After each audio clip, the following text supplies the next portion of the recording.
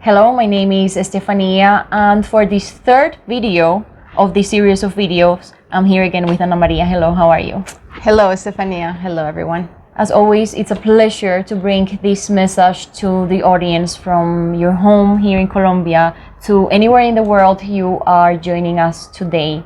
And in this third video of the series of three, so the final one, we will be discussing what the path of purpose is. Yes. So let's just go directly into the topic. And Anna, why is it important to go on this path of purpose, and who should embark on this journey? Well, who should embark is somebody who feels a calling to live more connected to that inner drive and that inner fire, and be propelled to something, be propelled by something deeper in their life. And so they feel a calling. And it's important to understand what is a path of purpose, because it is a complex thing. It is not a one-time thing, as we said in the earlier video, and we do need a certain kind of support for the path. And so imagine that you are planning a trip to the Everest. You're going to climb the Everest. Big journey, big path. It's going to be a long big path. Yes. And of course, the path of purpose is not a one-time destination, but it's a, this is going to be an important milestone in your path, in your journey. So if you do have this big endeavor planned out, the best thing you can do is consult with people who have done it before, who are further along in the path as you. They know what you need to pack, so they are going to give you the tools, the understanding, and they're like sages. They know the terrain, they know what you're going to encounter. They have this knowledge and wisdom of the path. And finally, there's a clear sense of what you might encounter. What are the aspects you need to pay attention to? That's nice. And the summit is called Purpose Sages. And you have just introduced us to this concept here by saying that one of the first elements that make up this path of purpose are precisely those sages that we consult. So what do these sages represent? They represent a council that you consult before you embark on something important and something complex.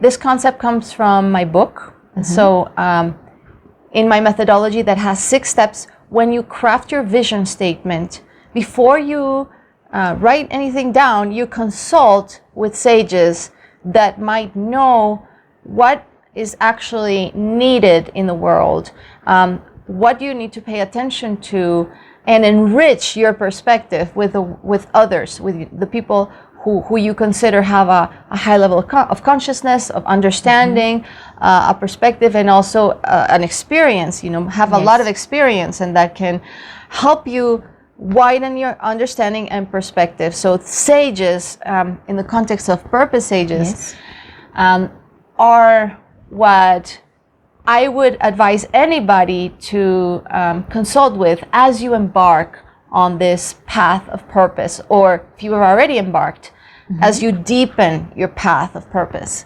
Yes, and I think this is a wonderful opportunity for people to learn about 30 sages that have been, in a way, your personal sages, and as well the sages of many others, because most of them have been writing books about this. And it's probably going to be a great place for people to connect to the life's work of 30 individuals who are putting out this knowledge and making this knowledge accessible also through you. You are channeling all these messages through the Purpose Sages Summit. And I can imagine that as you go and climb, let's say the Everest, as you were saying, you first consult with people who have already done it. And I want to add something else about that, and it's that a council of purpose sages is not a few people. It's actually a wide variety of people, and I've done my best to include a diversity of perspectives of what is purpose, because purpose is not one thing. Purpose is multidimensional. So these sages really represent a variety of perspectives, and not only cognitively, not only theoretically, but also they have different energy signatures, different frequencies. And when you connect with these sages, I really invite you to receive these energies, these frequencies, and see how they might awaken something in you. So that's important. And each, when they speak, they're offering some kind of invitation to you, even if not directly, but in the way that they share their own purpose journey, and what if they've gone through, they're saying something to you about what's possible in your life. So that's why we have this variety of perspectives, because there's hopefully a variety of you listening and viewing, so that you can say, oh, that's exactly what I needed to hear. That's the stage I'm in. That's the permission I needed to have. That's the piece of insight that I needed.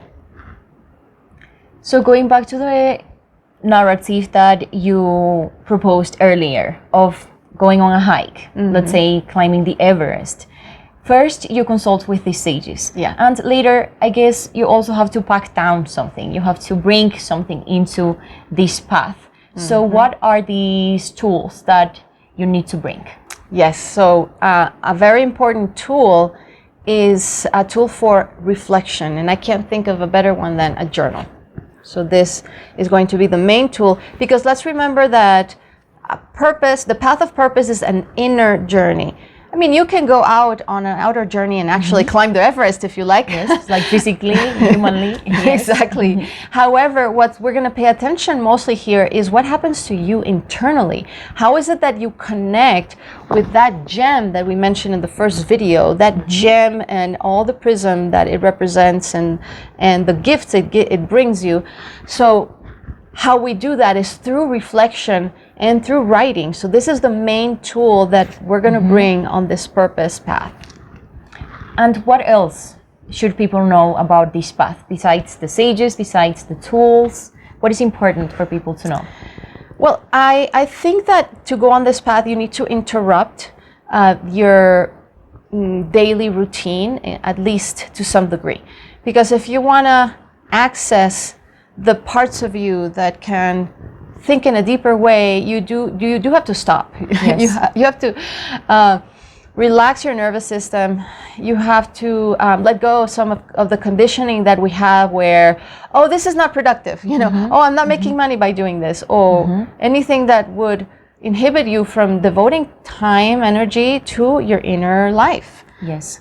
And for that, open space Yes. in your calendar for accessing these beautiful conversations with these purpose sages. And I think the path itself is going to be filled with opportunities to open up space for something that's not urgent, but it's deeply important. Deeply important. And this makes me think that it's important that people learn how to go into different states of mind, right? And to do that inner journey and take that path that it's an internal one. They need to go deeply. Will people find some elements of these components of, just stopping, as you're saying?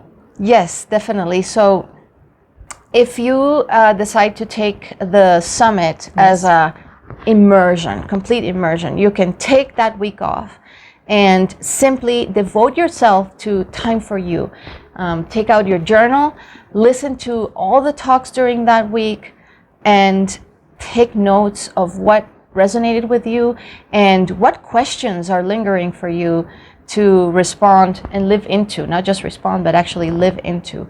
So that's one way to go about it. And you'll have plenty of invitations in the summit to engage deeper in your path of purpose and take that next step that's right for you. Now, there's another aspect of the path, which is to set an intention. Yes. Set an intention. And I feel like many people that have reached the point of watching all these 3 videos and are here now, 1 week before the summit is starting, is as a result of already having set the intention of connecting to the deeper meaning in their lives. What is this intention actually? How does it look like to set an intention? Well, it's something, it can be as simple as my intention is that I call forth a life of purpose. And that and I devote to taking the steps to find the deeper purpose that I have in this life. And I open myself for all the information and all the resources that I need to walk this path. Yes, and what happens when people set this kind of intention? That's a great question. And I think you have an answer too.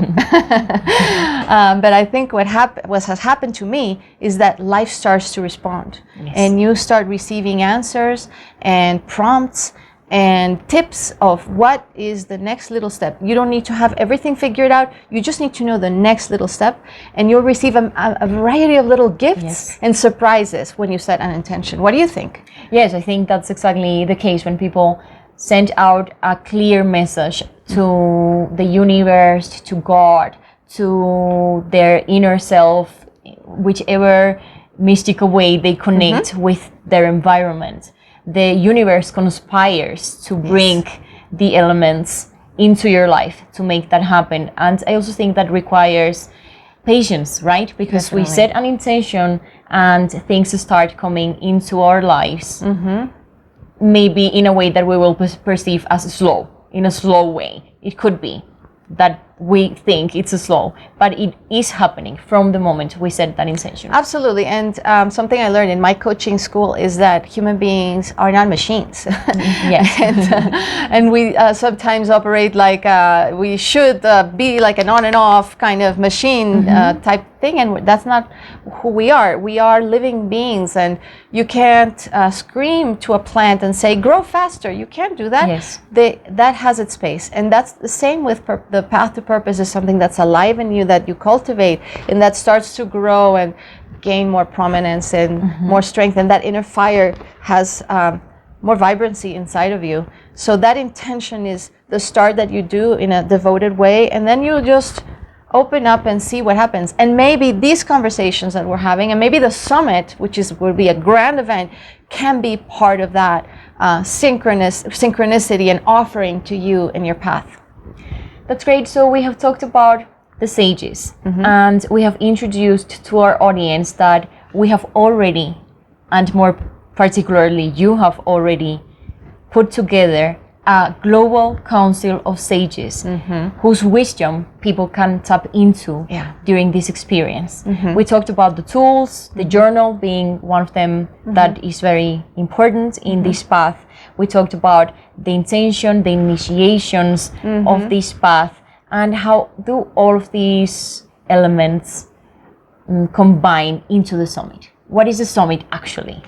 Well, the summit is a series of 30 talks, and when I had these conversations, I noticed that there were some themes that emerged. Yes. And I would say that those are aspects to pay attention in your path to purpose. I think it's very important that in your path to purpose, you pay attention to these themes that emerged from this conversation. So one theme is the connection between purpose and authenticity. So we talk a lot about being authentic, but how is that connected to having a purpose? Second is the connection between purpose and work. Yes. And we spoke about that in how purpose is not our profession, but we can work in a purposeful way. We can connect our work and our purpose. Third is what is the role of trauma in our path of purpose, and how important it is to be able to recognize how trauma can inhibit our accessing these other ways of being and more intentional ways of being. Also, the connection between purpose and adult development. And this is incredible information for those of you who haven't yet tapped into the body of work of human development, adult development, and the different stages that we go through as we continue to mature, continue to grow up, and what purpose has to do with that continued evolution. Purpose and leadership. I think that purpose is an essential piece in being a good leader. And so you will find that the best leaders have cultivated a life of purpose. They have actually really invested time and energy in getting to know their interiority and live in a way that expresses that inner force, inner drive, and can navigate even the most difficult circumstances with this inner force. And finally, purpose and spirituality. Purpose is a deeply spiritual asset, and we become even more attuned to our spirituality as we cultivate our purpose. It's beautiful. So that's what the summit is about. These 6 themes spoken through 30 amazing people of different ages, different countries, different ethnicities, and a variety. And I hope that as years go by, we're going to repeat this and there's going to be even more diversity. But I'm amazed at the conversations that I've had.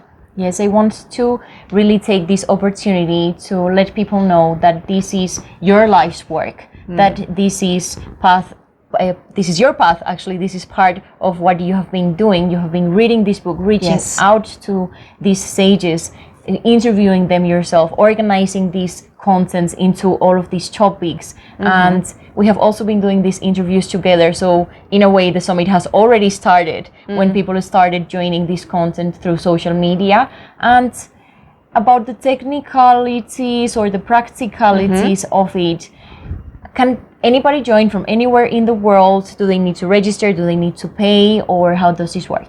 Yes, so if you choose to live this as an immersion the whole week, just let go of all the other commitments and just go deep in this, it's completely free. And anybody can join from, the only thing you need is an internet connection and some kind of device.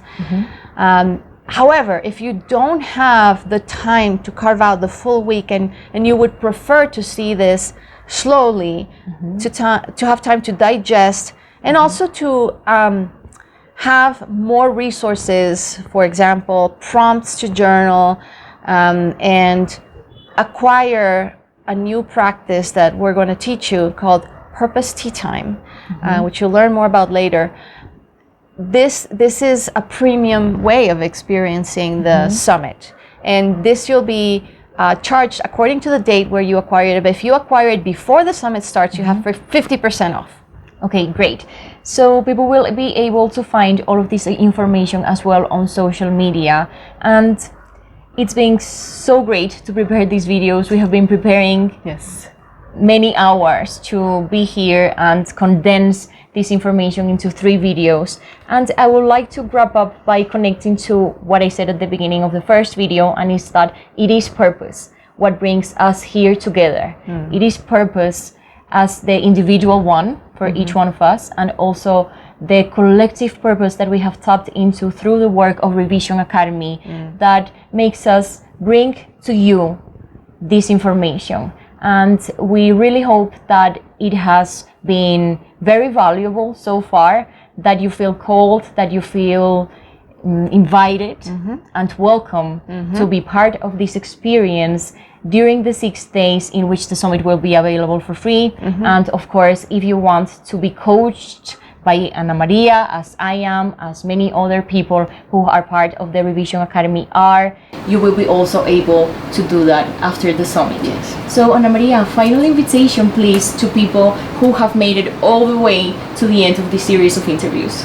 Well, I invite you to open your heart and give yourself the gift of looking within and exploring what is it that drives you. What is it truly that drives you? What's truly important?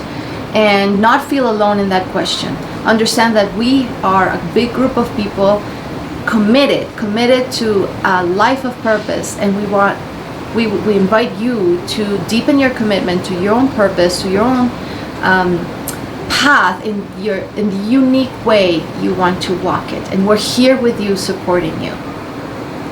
That's great, wonderful. Thank you again very much, and thank you, Ana Maria, for receiving me into your home.